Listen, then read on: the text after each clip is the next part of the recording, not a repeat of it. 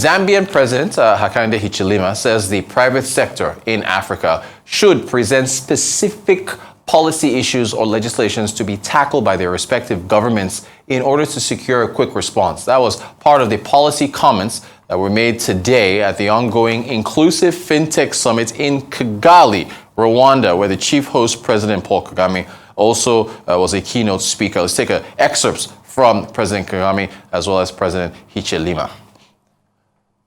The separation, the inequity between urban and rural populations, where we take internet for granted to allow us to use it to basically transact when we need to. It is not the case for some of our citizens, global citizens. So energy access is important, and therefore internet access must be one of our agenda items, that this must become available to most of our people. Most of our people, if not all. And today, with technology again, we are able to have off-grid energy, something that was difficult to even contemplate in some of our countries 15 years ago. Today, it's possible, cost is reasonable, solar. So, lastly, I have put quite a bit on the table. Lastly, I want to emphasize to the organizers how appreciative we are to be part of this forum, but also as a public worker, as your servant, so is President Kagame, and the ministers that are here. Doesn't matter which country you come from, regulators that are here, it doesn't matter where you come from. We want to confirm, and I'm being naughty here because I didn't consult President Kagame, but we want to confirm that. We want to confirm our support for this agenda. We want to confirm our support for this agenda.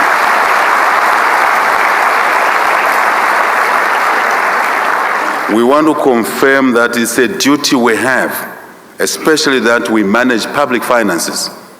It's a duty we have to support young entrepreneurs, innovators. I was just taken to one of the innovation hubs this afternoon, and I was quite enthused with these young people. And I quickly my mind raced back to the days when I was at their age. We never had that opportunity, which they have. The tools were not there. But I said publicly there that we in public offices, we must support these young people, these institutions that are doing things like this. And through them, we will achieve what we had no opportunity to achieve in our time. I think that is really what I wished I could say this afternoon.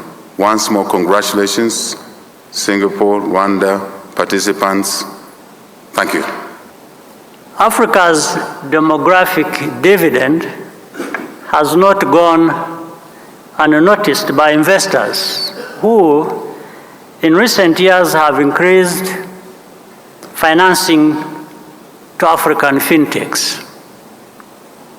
Still, compared to the rest of the world, Africa has produced a small number of unicorns, and the majority of transactions remain cash-based.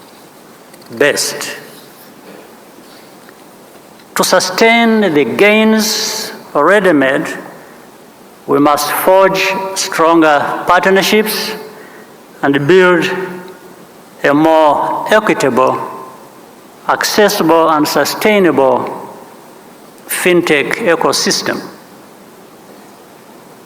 The digital economy is not a zero-sum game. Everyone should benefit from its potential. That's why we must do more to ensure women are active participants in the fintech space. The numbers do not lie.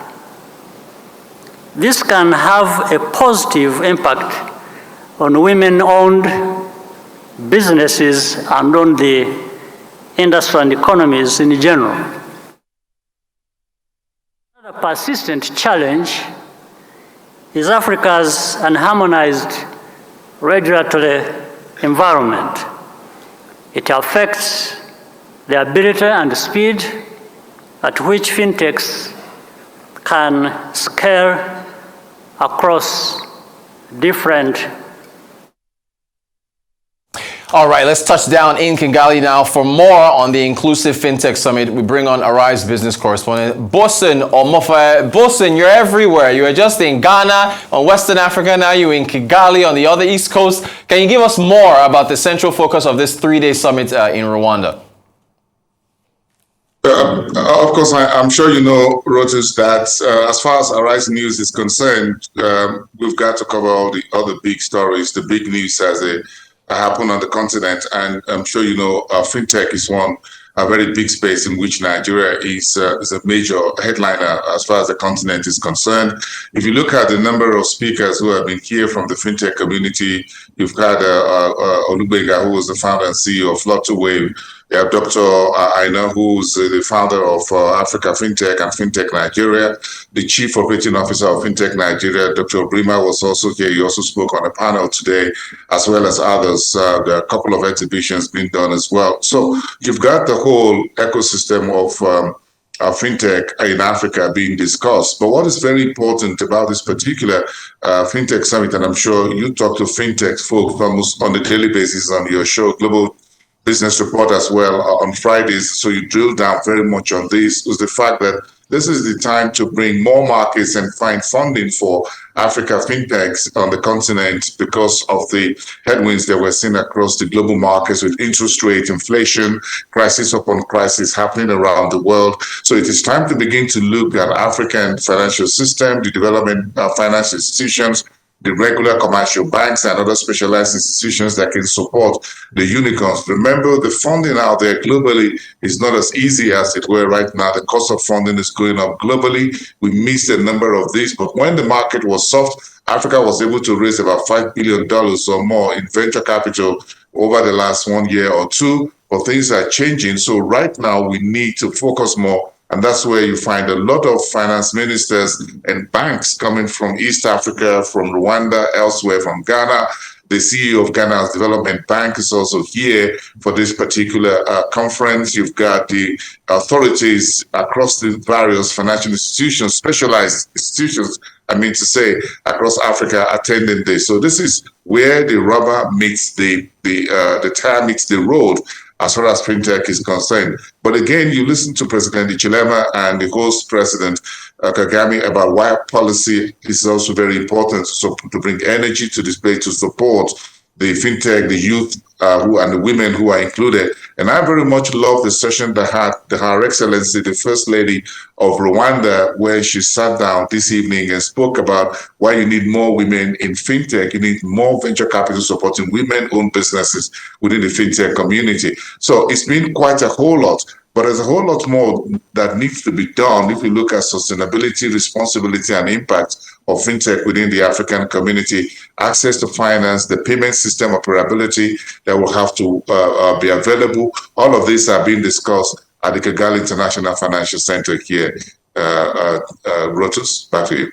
Excellent stuff, Bosun. Thanks for the breakdown. So why is this conversation important for Africa, considering the global economic and financial headwinds at this time? Briefly, if you can. Yeah, I was just touching about that. You look at the geopolitical issues between China, the US, you have Russia, war in Ukraine, you have the China, Taiwan, and all that. So the cost of funds is flowing elsewhere. Everyone is busy. Every economy, developed economies and emerging markets, big names are very busy right now trying to get their economy on track, try to tame inflation, try to pull back on unemployment. provide more social safety net. So this is the time for Africa to put its mouth where its money is and its money where its mouth is. So if Africa's got the talent and everything, then we've got to make sure that we also support them in terms of financing and funding. Look at what African Bank is doing in supporting trade finance across the continent, $9 billion for UBA. If you have $9 billion to support other fintechs in Africa from African Bank or from AFDB or from Africa Trade Insurance and other DFIs, you can see a whole lot more happening on the continent. You create more jobs, you're going to create more value. Companies or governments will get more taxes. So the whole ecosystem is for us to play. This is the time for Africa to put its mouth where the money really is. All right. The Arise Exchange host himself, Bosun Ofaya, live in Kigali. Bosi, thank you so much for the updates. Get back to you again soon.